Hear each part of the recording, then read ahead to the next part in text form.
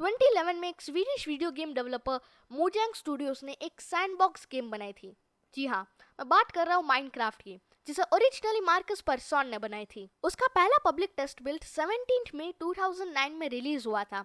उसके बाद 2 साल तक उसका डेवलपमेंट चलता रहा और 18 नवंबर 2011 में उसका फुल रिलीज आया था। उसके बाद पर्सॉन ने मोजैंग छोड़ दिया और अपना काम दे दिया जेन्स बर्गेनस्टेन को। 2014 में मोजैंग और माइनक्राफ्ट इंटेलेक्चुअल प्रॉपर्टी को माइक्रोसॉफ्ट ने 2.5 बिलियन यूएस डॉलर्स में खरीदा, करीबन 20,947 करोड़ 35 लाख और 88,000 इंडियन रुपीस में। माइनक्राफ्ट की ओवर 300 मिलियन कॉपीज बिक चुकी है और nearly 140 million monthly active users है एज ऑफ 2023। लेकिन हम माइनक्राफ्ट के ऊपर फोकस नहीं करने वाले कि ये क्या है, ना ही उसे खेलने वाले हैं। आज हम डिस्कस करने वाला है डेकोरेटर्स के बारे में, क्योंकि हम कोई गेम नहीं बल्कि कुछ फंक्शंस बनाने वाले हैं। So let's create them.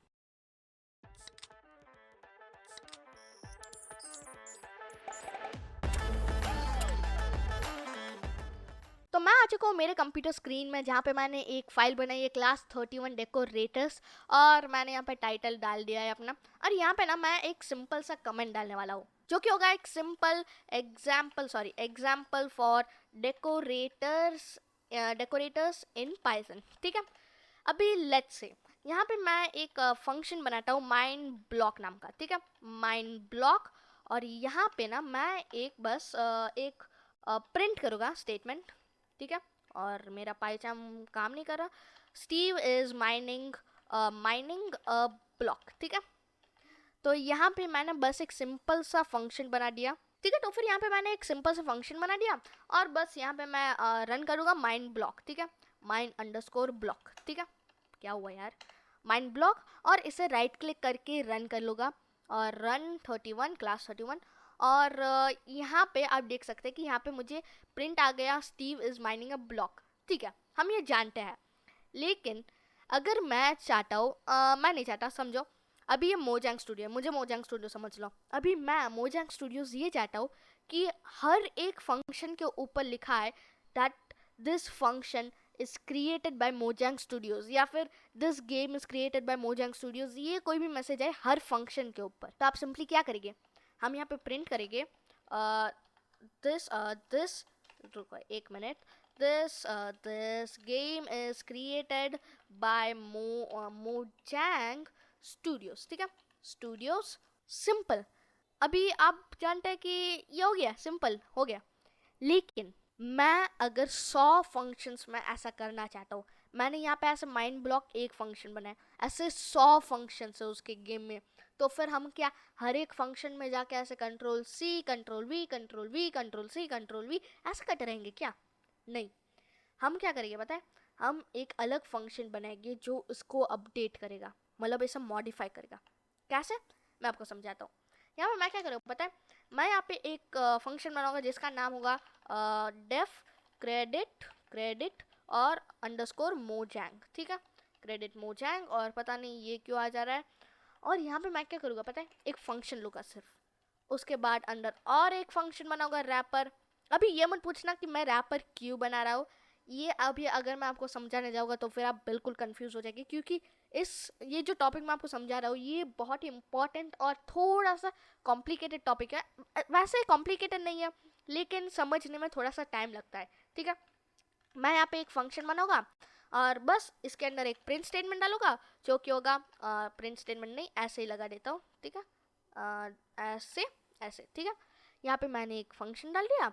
अभी बस सिंपली मैं यहाँ पे फंक्शन को कॉल कर दूंगा बस, और यहाँ पे लास्ट में मैं एक रिटर्न भी कर दूंगा, रिटर्न रैपर। बस ये क्या हो रहा है, आप सोचेंगे कि मैं ये क्या कर रहा हूँ। आपको इतना समझ में आ गया कि ये एक फंक्शन है जो एक फंक्शन आर्ग्यूमेंट जैसे मतलब एक फंक्शन ले रहा है, और उसके बाद एक और फंक्शन है, और उसके अंदर पहले एक प्रिंट हो रहा है, और उसके बाद जो फंक्शन लिया था वही यहाँ पे कॉल हो रहा है, और उसके बाद वो जो फंक्शन है यानी कि मोजैंग क्रेडिट मोजैंग के अंदर जो रैपर नाम का फंक्शन बना है वो यहाँ पे रिटर्न हो जा रहा है। मतलब क्या यार, मैं कुछ नहीं समझ रहा।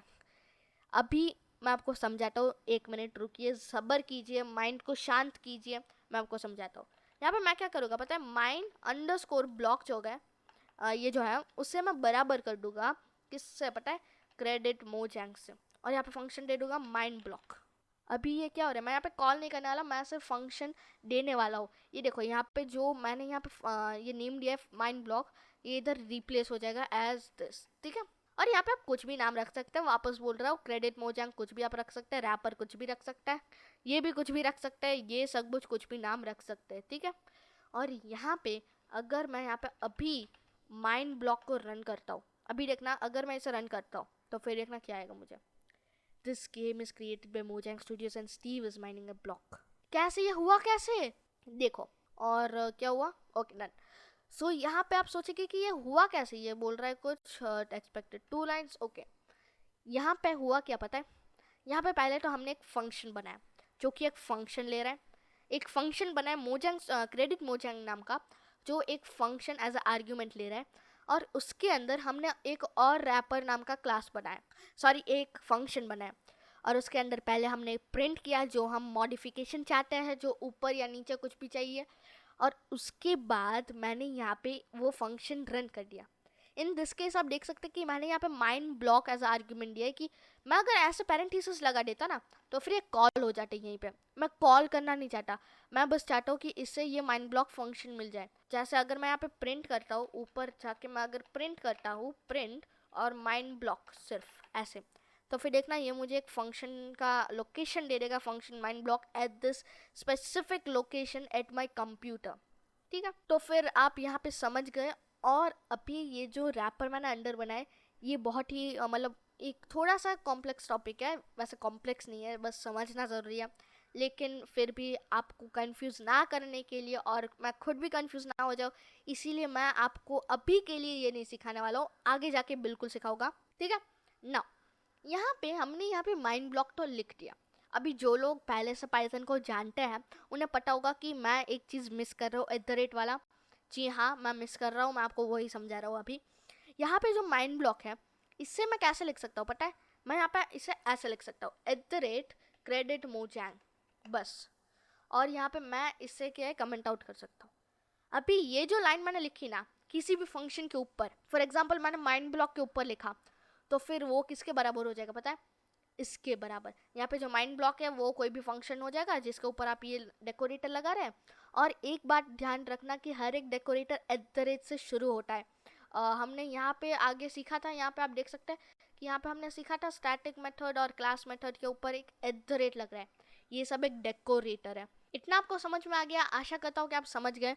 और अभी भी अगर नहीं समझे तो फिर मैं आपको रेकमेंड करूँगा कि आप पीछे जाके देख लें, एक दो बार इस वीडियो को वापस रिपीट करके देखें। और बस इतना ही, ख़त्म नहीं हुआ है, मैं आपको सिखा रहा हूँ आगे, बस एक रिकमेंडेशन दे रहा हूँ कि आप 2-3 बार इस पार्ट को रिवाइंड करके देख लीजिए कि क्या हुआ। और अभी भी अगर कोई कन्फ्यूजन है तो फिर आप मुझे या तो पूछ सकते हैं, अगर आपको तब मेरे दूसरे ट्रिक से भी अगर आपको कोई डाउट क्लैरिफाई नहीं होता तो फिर आप मुझे पूछ सकते हैं। और यहाँ पे मैं आपको एक दूसरी ट्रिक बताता हूँ, एक बुक लेना या फिर एक पेपर लेना, एक पेन लेना और हर एक आइटरेशन को देखना कि आगे आगे क्या होगा। इसे प्रोग्रामिंग में डीबगिंग कहते हैं और पर्सनली मैं इसे इस्तेमाल करता हूँ और मोस्ट ऑफ द प्रोग्रामर्स भी इस्तेमाल करते हैं, ताकि इससे क्या होता है कि हमें जो भी डाउट होता है या फिर फंक्शन की फंक्शनैलिटी अगर हमें जानना है तो फिर उससे वो बहुत आसान हो जाता है। मैं तो स्पेशल बुक रखता हूँ डीबगिंग बुक के नाम से, जिसमें मैं सारी डीबगिंग करता हूँ। लेकिन अभी उसके आगे नहीं जाएंगे, यानी कि उसके आगे ज़्यादा डिस्कस नहीं करेंगे, बस मैं आपको रेकमेंड करूँगा, ठीक है। यहाँ तक हमें क्लियर हो गया, simple example for decorators in Python हो चुका है। मैं यहाँ पे एक और टॉपिक खोलना चाहूँगा कि यहाँ पे मैं एक डालूंगा another example for decorators in Python, ठीक है, इन पाइथन। और यहाँ पे मैं आपको एक लेट्स से एक क्विज देता हूँ, ठीक है। हमें टाइम मॉड्यूल पता है जो कि हमें नहीं पता, ठीक है। तो फिर मैं यहाँ पे सिखाने वाला, मैंने सोचा कि मैंने टाइम मॉड्यूल सिखा दिया लेकिन अब तक मैंने नहीं सिखाया, डोंट वरी, मैं आगे सिखाऊंगा। लेकिन मैं आपको अभी के लिए सिंपल टाइम मॉड्यूल के बारे में समझा देता हूँ, ठीक है, कि ये क्या है। पहले तो टाइम मॉड्यूल जो है उसे इम्पोर्ट करना पड़ता है, जो कि सबको पता है। अभी अगर मैं यहाँ पे प्रिंट करता हूँ ना, प्रिंट और यहाँ पे टाइम डॉट टाइम, जो कि टाइम के अंदर एक टाइम नाम का मेथड है, यानी कि टाइम क्लास के अंदर एक टाइम नाम का मेथड है। अगर मैं इसे रन करता तो फिर ये मुझे आज की तारीख बता देगा, यानी कि सेकेंड्स, UTD क्या कहते हैं उसे, UST कुछ कहते हैं उसे, GMT सॉरी, GMT प्लस 5:30 जो है हमारे इंडियन का, उससे जब इसे आज की डेट से उससे मतलब उससे मल्टीप्लाई करते हैं, यानी कि कुछ मतलब कुछ करते हैं, मैं जानता हूँ लेकिन मैं आपको समझाना नहीं चाहता, और ये मत समझना कि मैं नहीं जानता, लेकिन मैं आपको बस ये बताना चाहता हूँ कि ये कुछ टाइम डेटा है, ठीक है, जो कि GMT से कुछ सब्ट्रैक्शन करके ये जो टाइम मिलता है वो है। मैं इसे कमेंट आउट करूँगा, पहले तो कमेंट आउट हो जा भाई। और अभी मैं आपको ये समझाता हूँ कि अभी अगर मैं पहले मैं अगर टाइम 1 बनाता हूँ, जो कि मैं यहाँ पे कुछ कर रहा हूँ मुझे खुद नहीं पता, टाइम 1 बनाता हूँ और जो कि है टाइम डॉट टाइम, ठीक है, और अभी टाइम 2 बनाता हूँ जो कि है टाइम डॉट टाइम, ठीक है, time dot time minus minus time 1, मतलब मैं यहाँ पे टाइम 3 भी कर सकता हूँ, टाइम 2 माइनस टाइम 1, लेकिन मैंने यहाँ पे आसानी से कर दिया। और यहाँ पे एक और फंक्शन होता है हमारे पास टाइम में, जो कि होता है टाइम डॉट स्लीप, ठीक है, time dot sleep, let's say मैं 3 सेकेंड्स देता हूँ। अभी अगर मैं इसे प्रिंट करूँगा ना, प्रिंट टाइम 2, तो फिर अभी देखना मैं इसे रन करूँगा, 3 सेकेंड्स डिले मिलेगा और मुझे इसका आंसर मिल जाएगा 3 सेकेंड्स और कुछ मिली सेकेंड्स, जो कि इन दोनों लाइन्स ने थोड़ा सा लिया टाइम।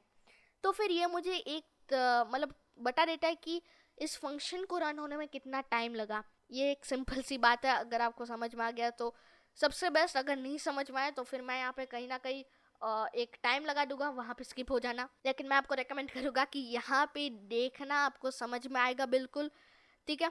बस ट्राई विद में मैं यहाँ पे इंपोर्ट करने वाला हूँ टाइम को, और यहाँ पे एक फंक्शन बनाने वाला हूँ, डेफ लॉन्ग फंक्शन, ठीक है, मैं बस इसे लॉन्ग फंक्शन काम देने वाला हूँ, इसका नाम देने वाला हूँ, और उसके बाद मैं यहाँ पे प्रिंट करने वाला हूँ एक मैसेज जो कि होगा फंक्शन स्टार्टिंग, ठीक है, स्टार्टिंग, और यहाँ पे एक टाइम डॉट स्लीप लगा होगा 3 सेकंड का, और उसके बाद ये एक और प्रिंट मैसेज डालेगा जो कि होगा फंक्शन एंडेड, ठीक है, एंडेड डॉट डॉट डॉट, ठीक है, डॉट डॉट डॉट। ये हो गया एक बड़ा सा लंबा सा फंक्शन जो 3 सेकंड का टाइम लेता है एंड होने के लिए, ठीक है, 3 से ज़्यादा लेता है क्योंकि हमने इन दोनों का गिना नहीं, जो भी हो। मैं यहाँ पे क्या करूँगा पता है, मैं एक डेकोरेटर बनाऊंगा, क्या पता है, मैं यहाँ पे नाम डाल दूंगा फाइंड अंडरस्कोर एग्जीक्यूशन, और उसके एग्जीक्यूशन अंडरस्कोर टाइम, ठीक है, फाइंड एग्जीक्यूशन टाइम, जो कि एक फंक्शन लेगा। मैं पर्सनली फंक्शन लेता हूँ क्योंकि हम पूरा नाम ही ले लेते हैं, कुछ लोग फंक लेते हैं, कुछ लोग F1 या F2 या F3 ले लेते हैं, मैं F1 नहीं लेता क्योंकि वो F1 कार्स के जैसा हो जाता है, ठीक है, जो कि मैं देखता नहीं हूँ, जस्ट सेइंग। और यहाँ पे मैं एक डेफ रैपर बना दूंगा, जो कि मैं वापस से नहीं बताने वाला क्योंकि ये बहुत आप कंफ्यूज हो जाएंगे इसलिए।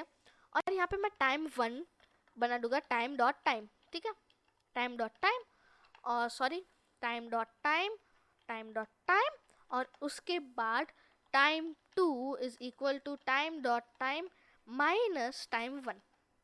समझ में आया कुछ?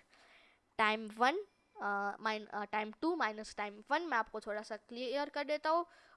Time is equal, sorry time नहीं, execution underscore time is equal to time 2 minus minus time 1, ठीक है, सिंपल है। अभी मैं यहाँ पे क्या करूँगा, मैं इन दोनों के बीच में इस फंक्शन को रन कर दूंगा, बस फंक्शन, और अभी मुझे पता चल जाएगा कि ये क्या हो रहा है, और बस उसके अंदर एक प्रिंट स्टेटमेंट डाल दूंगा, यानी कि एक एफ स्ट्रिंग डाल दूंगा, द फंक्शन रैन इन, और उसके बाद मैं यहाँ पे एक ऐसा कर्ली ब्रेसेस लगा दूंगा, और मैं यहाँ पे डाल दूंगा एग्जीक्यूशन टाइम सेकेंड्स, ठीक है, बस एग्जीक्यूशन टाइम सेकेंड्स। और मैं यहाँ पे एक स्ट्रिंग फॉर्मेटिंग करूँगा जो कि होगा .2f, बस ये ऐसे ही होता है ना, मैं भूल गया कैसे होता है, रुको 2 मिनट मुझे रिवाइज करने दो, हाँ :2f मैं भूल जाता हूँ, सॉरी। अभी बस ऐसा हो गया, अभी मैं क्या करूँगा, मैं यहाँ से एक लाइन निकाल दूंगा, और यहाँ पे बस एक डेकोरेटर डाल दूंगा @find एग्जीक्यूशन टाइम, और उसके बाद मैं यहाँ पे लॉन्ग फंक्शन को रन कर दूंगा, लॉन्ग फंक्शन रन कर देता हूँ, और यहाँ पे स्पेसेस डाल देता हूँ। अभी आप समझिए कि यहाँ पे क्या हो रहा है, डीबगिंग मेथड का इस्तेमाल कीजिए, इस वीडियो को पॉज करके एक बार समझिए कि क्या हो रहा है, और उसके बाद मुझे आउटपुट क्या मिलेगा गेस करना, वैसे आपको टाइम तो पता नहीं चलेगा, लेकिन बस यहाँ पे इसकी जगह कुछ भी डाल देना और कहना कि क्या होगा, डन। अभी यहाँ पे मैं इसे रन करूँगा तो फिर ये कह रहा है none type object is not callable. None type क्या है भाई, क्या हुआ भाई, किस लाइन में एरर दे रहे हो आप, लाइन 42, 42 कहाँ पे है, this is not callable, why is in this callable. Okay okay मैं समझ गया, यहाँ पे मैंने रिटर्न नहीं किया, रिटर्न रैपर, ठीक है, रिटर्न रैपर। और अभी अगर मैं इसे रन करता तो फिर यहाँ देखना फंक्शन स्टार्टिंग, उसके बाद ये टाइम लेगा, फंक्शन एंडेड, और फिर ये कहेगा the function run 3 seconds exactly. इन दोनों ने बहुत ही मिली सेकेंड में लिया, इसीलिए ये 2 नंबर्स में आई नहीं। मैं आपको दिखाता हूँ अभी, वापस आ जा भाई, ये देखो यहाँ पे इन्होंने इतना भी टाइम नहीं लिया कि 2 जीरोस में आ सके, 3-4 जीरोस के बाद आए हैं इनके नंबर्स, यानी कि टाइम एग्जीक्यूशन, यानी कि कितना फास्ट है समझो। वैसे कंप्यूटर के स्पीड के ऊपर भी डिपेंड करता है, ठीक है ठीक है। तो फिर आप इतना तो समझ गए कि ये कैसे हो रहा है। पहले मैं यहाँ पे ये कैसे क्यों ग्रे दिखाता है, parameter function value is not use. भाई इधर कॉल तो कर रहा हूँ, क्या प्रॉब्लम है भाई, ऐसा करता तो भी काम करता है क्या, मुझे आज पता चला इसका बारे में। नहीं हो गया देखो, पाई चाम, मस्ती नहीं। नाउ ये तो हो गया सिंपल डेकोरेटर, लेकिन यहाँ पे मैं एक स्पेशल डेकोरेटर की भी बात करना चाहूँगा। अभी हमने डेकोरेटर्स की बात की ही है तो फिर मैं यहाँ पे बात करना चाहूँगा द @ प्रॉपर्टी डेकोरेटर, ठीक है। अभी देखो प्रॉपर्टी, ये जो 4 वर्ड है ना ये लाइन में है, ERTY, एक लाइन में कीबोर्ड में, ठीक है। फन फैक्ट, अभी ये क्या है, मैं यहाँ पे ना एक क्लास बनाऊंगा।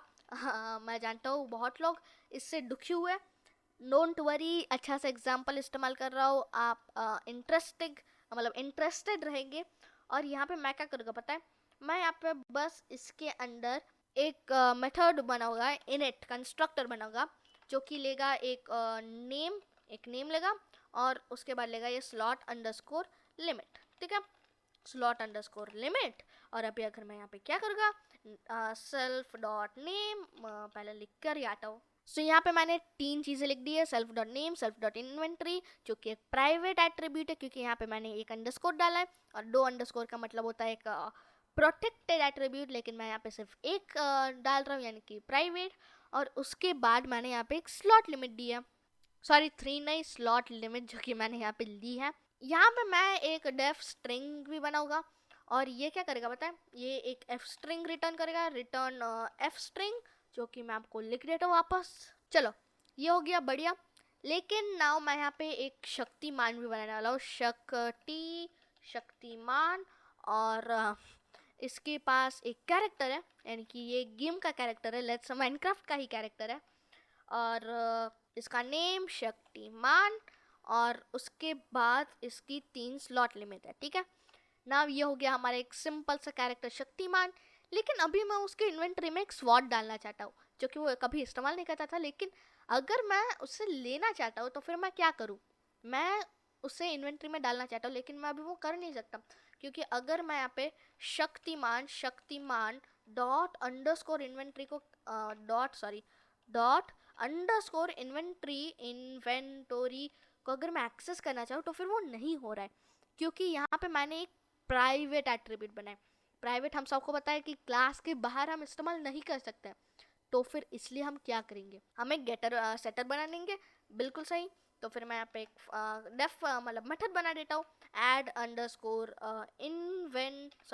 इन्वेंटोरी अंडरस्कोर आइटम, या क्या कर रहा हूँ मैं, आइटम। और उसके बाद ये एक सेल्फ लेगा, और उसके बाद आइटम लेगा, और उसके बाद क्या करेगा पता है, self dot underscore inventory dot append, और उसके बाद आइटम। सिंपल हो गया, बढ़िया।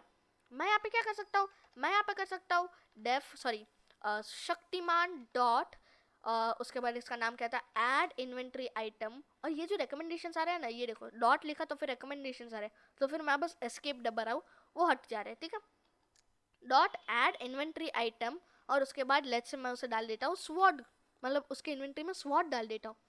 अभी अगर मैं यहाँ पे प्रिंट करूँ शक्तिमान को, क्योंकि मैंने यहाँ पे स्ट्रिंग मेथड बनाया इसलिए ये मुझे पूरा इन्वेंटरी देगा।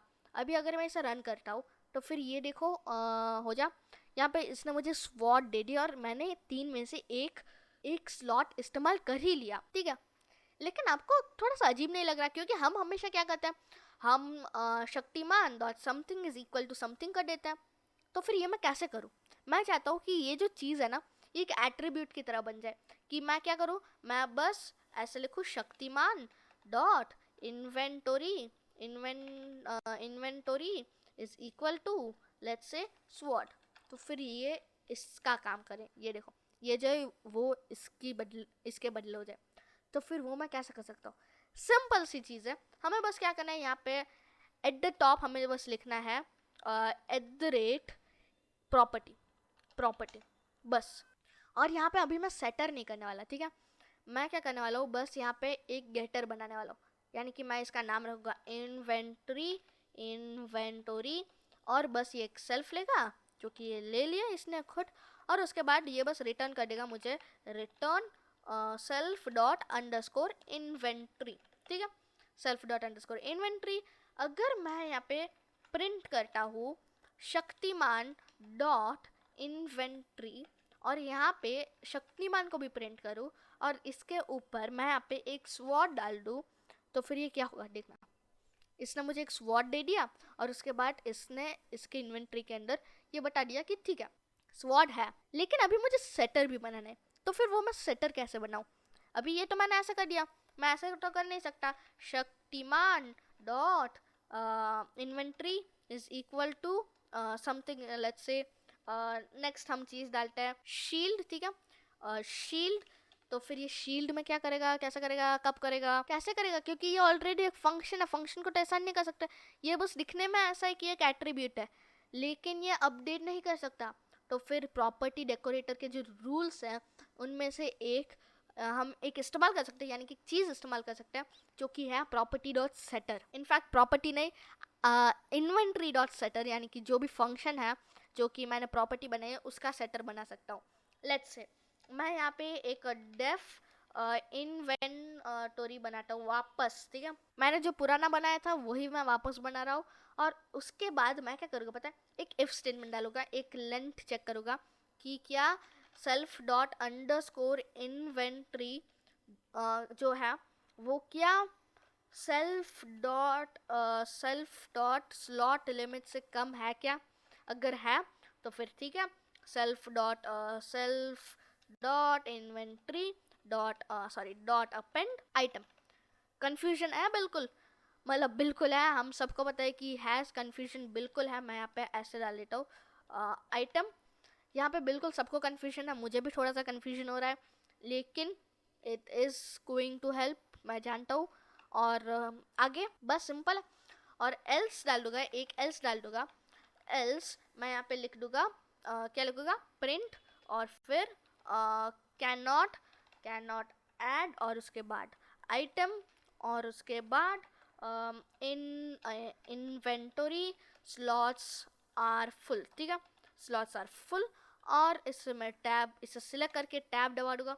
और एक शॉर्टकट बता देता हूँ, आप किसी भी अगर चीज़ को सिलेक्ट करके टैब दबाते तो फिर वो टैब होने लगेगा, और अगर शिफ्ट टैब दबाते तो फिर वो पीछे जाने लगेगा, ठीक है। और उसके बाद मैं क्या करूँगा, मैं एक प्रिंट स्टेटमेंट लगाऊंगा, एक एफ स्ट्रिंग होगी, और ये क्या करेगा, आइटम एडेड टू और उसके बाद सेल्फ डॉट नेम और उसके बाद ऐसे इन्वेंट्री, ठीक है। और इससे भी एक एफ स्ट्रिंग, ठीक है।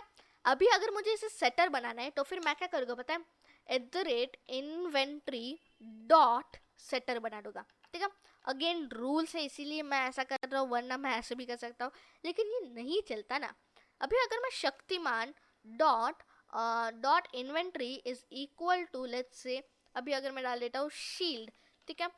अभी अगर मैं इसे रन करता हूँ, इसे मैं नीचे लेके आता हूँ, ठीक है, control D alt shift down arrow, ठीक है।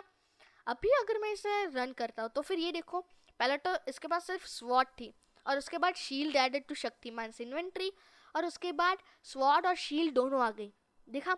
अभी अगर मैं एक और चीज़ डालता हूँ, लेट्स से मैं एक लाइन ऐड करता हूँ और इससे मैं कंट्रोल डी करता हूँ, और यहाँ पे शील्ड है और एक और चीज़ क्या होगी, एक पोशन डाल देते हैं, और उसके बाद हम एक और चीज़ डालते हैं जो कि पॉसिबल नहीं रहेगी, मैं आपको बताता हूँ क्यों।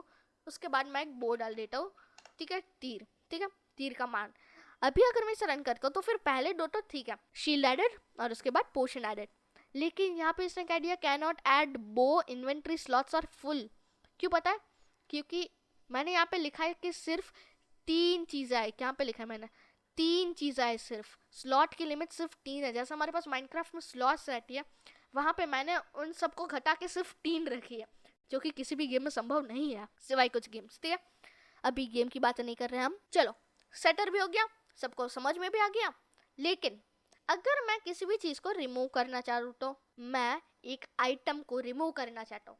अभी मैं स्पेसिफिक आइटम में नहीं जा रहा, लेकिन मैं चाहता हूँ कि जब भी मैं एक फंक्शन को रन करूँ तो फिर वो एक स्पेसिफिक, यानी कि लास्ट जो है, ये जो मैंने बनाया है, ये जो लिस्ट है, उसके लास्ट में जो आइटम है वो पॉप होता जाए। जो हमें पॉप फंक्शन पता है, जो कि हमने सीखा था कहाँ पे पता है? कहाँ पे हमने सीखा था? लिस्ट एंड टपल्स में। ये देखो, लिस्ट एंड टपल्स में कहाँ सीखा था हमने? ये देखो, पॉप आ गया, ठीक है। तो फिर बस ऐसे, तो अभी मैं वो कैसे कर सकता हूँ? सेम चीज़ हम जैसे पहले कर रहे थे, हमने जैसे सेटर बनाया वैसे ही ये जो नेम है ना, ये सेम रखना। जो भी एट्रीब्यूट यानी कि जो मेथड का नेम है, यहाँ पे इन्वेंट्री है, तो फिर मैंने यहाँ पे भी इन्वेंट्री रखा और यहाँ पे मैं इन्वेंट्री रख रहा हूँ, ठीक है। मैं यहाँ पे ऐसे कर रहा हूँ, सेल्फ डाल रहा हूँ और उसके बाद एक इफ स्टेटमेंट लगा रहा हूँ, if self dot underscore inventory. अभी इससे क्या होता है पता है? ये बस चेक करता है कि इसके अंदर आइटम्स है या नहीं, ठीक है। अभी अगर आइटम्स है तो फिर ये क्या करेगा पता है? रिमूव्ड अंडरस्कोर आइटम कर दूंगा, एक वेरिएबल बनाऊंगा और उसके बाद मैं बस करूँगा self dot underscore inventory dot pop, ठीक है, बस। और उसके बाद मैं बस प्रिंट करूँगा, प्रिंट एफ स्ट्रिंग और उसके बाद ऐसे रिमूव्ड आइटम। ये देखो, मैं जब भी पॉप करता हूँ ना, तब उसकी वैल्यू इस वेरिएबल के अंदर आ जाती है, ठीक है। Removed item remove from self dot name और उसके बाद ऐसे इन्वेंट्री, बस सिंपल। और उसके बाद एक एल स्टेटमेंट भी डालूंगा और जो कि कहेगा प्रिंट सेल्फ डॉट नेम और उसके बाद एस इन्वेंट्री इज एम्प्टी, बस, इज ऑलरेडी एम्प्टी, बस एम्प्टी। और उसके बाद एक ऐसे, बस हो गया। मैं यहाँ पे एक डेकोरेटर लगाऊंगा, @inventory.deleter, बस हो गया। मैं यहाँ पे एक स्पेस दे दूंगा और अभी अगर मैं ऐसा करता हूँ, क्या करता हूँ मैं यहाँ पे अगर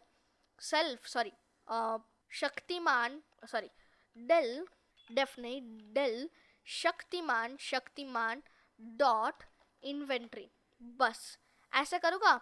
अभी अगर मैं रन करूँगा तो फिर देखना, पहले ये कह रहा था यहाँ पे मेरे पास पोशन है, अभी इसने ऐसा पहले दिया और उसके बाद ये देखो पोशन रिमूव फ्रॉम शक्तिमान इन्वेंट्री और नीचे देखो यहाँ पे पोशन है ही नहीं, ठीक है।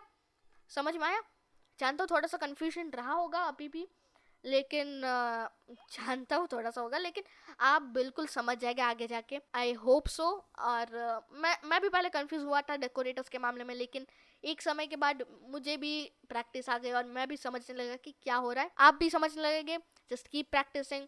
सो आज के लिए सिर्फ इतना ही एंड थैंक्स फॉर वॉचिंग।